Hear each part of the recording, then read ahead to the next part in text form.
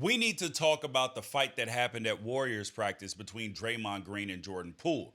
Now, let's get two things out of the way. First thing, violence is rarely the answer to solving your problems. The second thing is, not all violence is created equal. Because the word violence has become this all encompassing thing, from everything from military action all the way to just not speaking up about something. Silence is violence. Come on now. Silence is a lot of things. Violence ain't one of them. Now, in sports, you're taught that in order to be successful, that you have to be aggressive. You're told that you're going out in a battle, you're going to war. And as an NFL tight end, I had to fight for my spot. You have to dominate the line of scrimmage. You got to beat your man. And all of these things involve violence or some sort of violent imagery.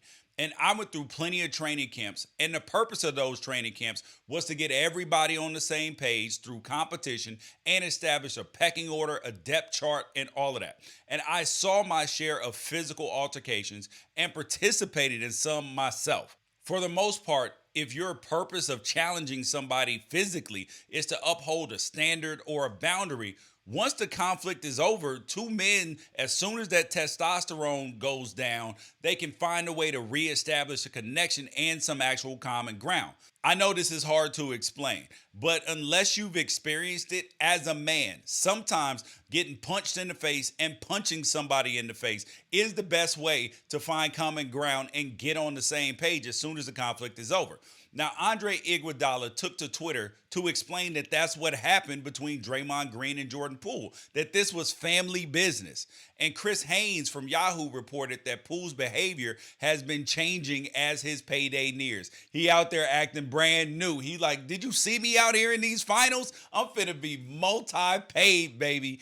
And I believe that that's the situation that we're seeing unfold, that they were trying to get on the same page. And I've seen this unfold time and time again. We all know that Michael Jordan punched Steve Kerr, and believe it or not, Shaquille O'Neal tried to fight Scott Skiles. And as long as it's a situation where the players involved are able to come together, talk it out, humble themselves, and extend forgiveness, the Golden State Warriors might actually be better off for having this conflict play out publicly instead of having it simmer in the background until one or both players requests a trade, a la Kevin Durant and what happened there. And then they go on Draymond Green's podcast. Well, maybe we should have talked it out. Well, duh. To reiterate, I am not defending violence. I'm endorsing the process of reconciliation. And the simple fact is that you can't have reconciliation without conflict. And if Draymond Green had had a history of sucker punching players, and if this wasn't reported to be a chest to chest conflict, I might be singing a different tune right now. But as it stands, the 4-time NBA champion, 4 All-Star selections, 7-time All-Defensive Team in the NBA, punched a 23-year-old role player that has shown flashes that he could be a future star when both players were face-to-face talking trash. This ain't that big of a deal, people.